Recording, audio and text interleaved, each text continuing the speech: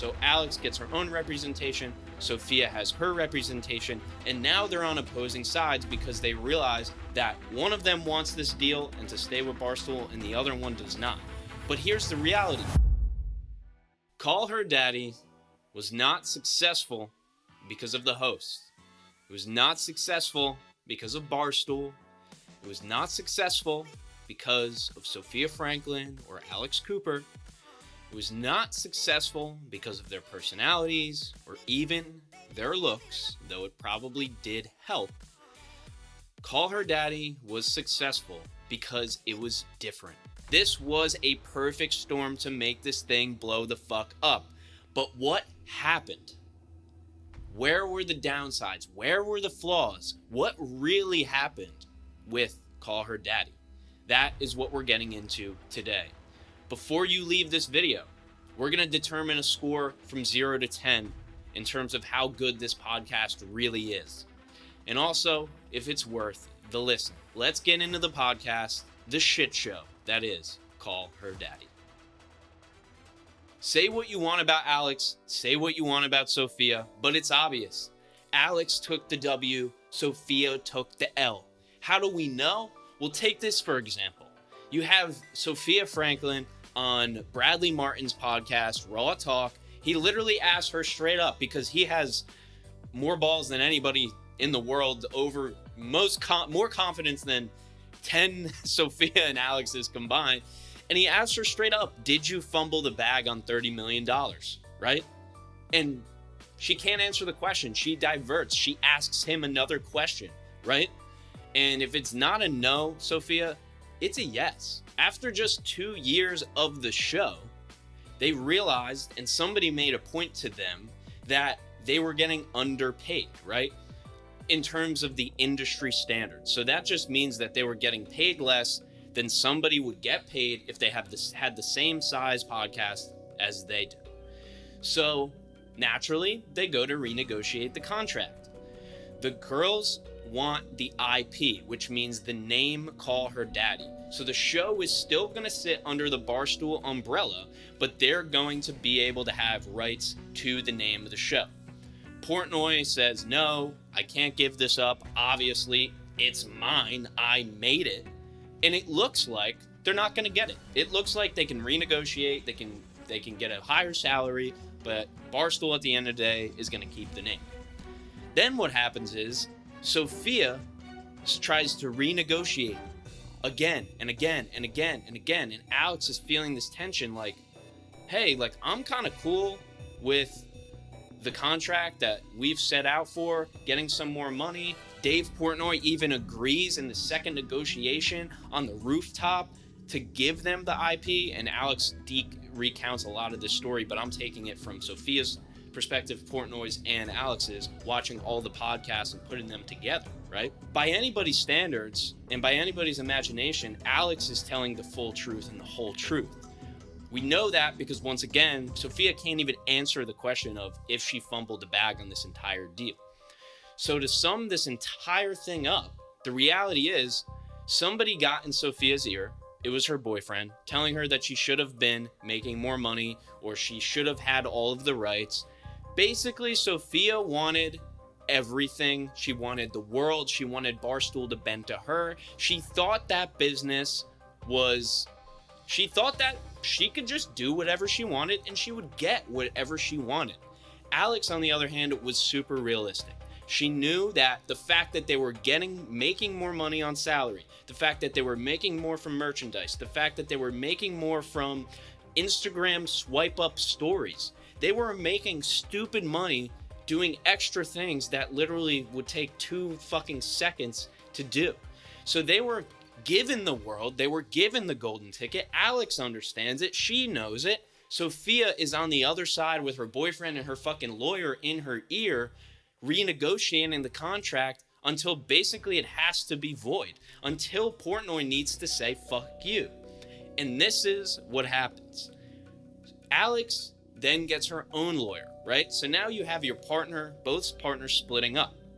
After a conversation, their last conversation with Portnoy, they realize that they're not on the same page. So Alex gets her own representation, Sofia has her representation, and now they're on opposing sides because they realize that one of them wants this deal and to stay with Barstool, and the other one does not. But here's the reality, Sofia, you're a fucking podcast host. That's it. That's all you are. You're talent. You are the bottom of the, you are just another piece of the talent. You have nothing in terms of, you've not built anything except for your role as the talent. Alex was the one editing the fucking show. She was the one taking 6, 8, 10 hours, 20 hours to edit a podcast, and that's why she also got paid more, because she did more work. Sofia wants the world. She wants everybody to bend to her will, yet she's not even the one putting in the fucking grind hours to make the show actually what it is. That's Alex's job. Sofia, as the talent, wants to milk everything she possibly can, and in the end, what happened? Alex sided with Portnoy. Sofia stood her ground. Sofia lost the fucking deal. Alex cut a deal, and that's why she runs the show today. Now, let's talk about Dave Portnoy. Dave Portnoy is one of the best business masterminds in media in the recent times. It doesn't matter your opinion on his personality. Let's take that out of it. He owned Barstool, built it up from a fucking magazine company, essentially, right? If you look at the history of it, built it up to what it was 4 or 5 years ago, sold the company, then bought it fucking back. This guy has literally made more money in a media deal than I think anybody's made in the shortest amount of time possible. He's the real genius, right? Let's get this straight. Alex is really cool. I love her personality. She knows what the fuck she's doing. She's a great editor, great talent. Sofia, on the other hand, just talent. Obviously, you can tell by the podcast she does today. Nothing special, super basic, mostly just people fucking hating in the comments. That's the internet, right? Then you have Portnoy, who literally has never lost a dime or a dollar. That's why his story has remained the same through this entire thing, because he doesn't give a fuck. It doesn't matter. It literally could not matter less to him. It's just one of the shows that is successful in his network. It's just one of the many things he's done that has absolutely killed it. And so at the end of the day, Portnoy has the big ass W. You can spray paint it on his fucking forehead. He's a billionaire. I mean, you can't argue it, right? So this podcast has gone through so much shit. It's incredible. But what we can't ignore is where it is today. Call Her Daddy has changed. It's not the same. It's a different show. And this is where they fucked up. They should have replaced Sofia Franklyn. They should have kept it as a co-hosted girls' locker room talk type show. But instead, they doubled down on Alex. And I don't blame them. She's a great talent. She can run the fucking thing herself. That's obvious. But the show is not the same, right? It still doesn't have those quips and, those little sayings, the Gluck Gluck 9000, right? They don't have that anymore. It's not there. She's interviewing John Mayer, who obviously is not into it, realizing what the fuck he just signed up for. She's interviewing Post Malone. He's great on anything. You have him talk to a stranger on the sidewalk, it's going to be the best conversation they ever had in their life. That's a fucking layup. It's an easy one. But they turned it into this weird interview show where Alex does prepare. She asks great questions. It's a good interview. I can't knock it. But it's not the same. It's not Call Her Daddy. It's really not. And so I think Sofia, being who she was a great talent, but she was replaceable, right? There's also a lot of chicks who would want to do the show like this, who think they could do the show, who don't have the sexual experience, who also just can't talk like that and can't bullshit about all these crazy things that they do in their sex life. And there are people who can do that. And I think they should have got another girl in there, interviewed as many as you want. Portnoy would have made content out of it. He literally makes content out of firing 100 people. Because again, the genius, whether you like it or not. So they could have 10x this show.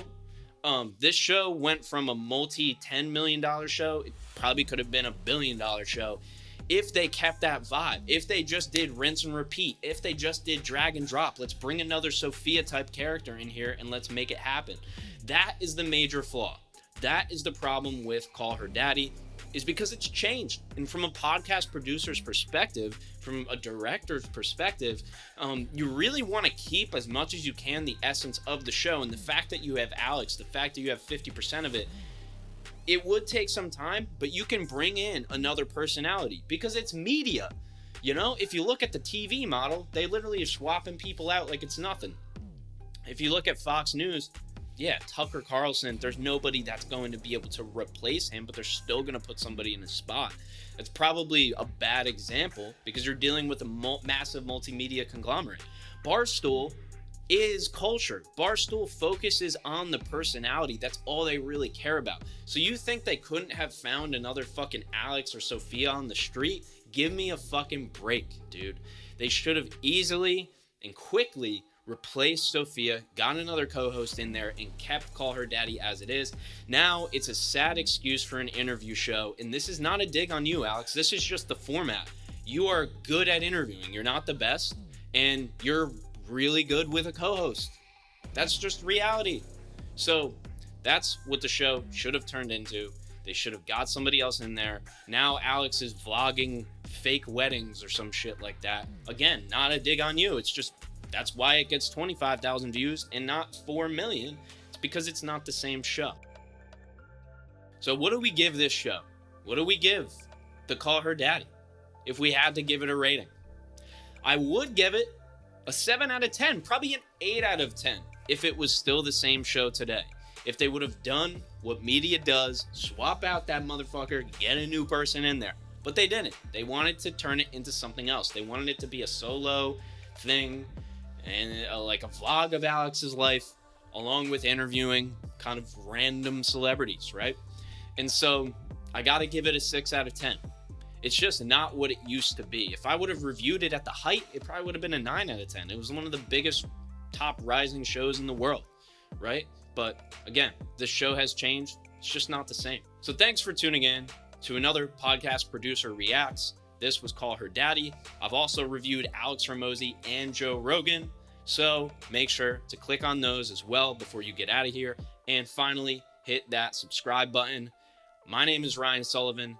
This is Bopcast, and we are on all platforms, even the ones nobody uses. If you'd like to start your podcast today and you're ready to create something like this, hit the link in the description or the show notes. Catch you on the next one.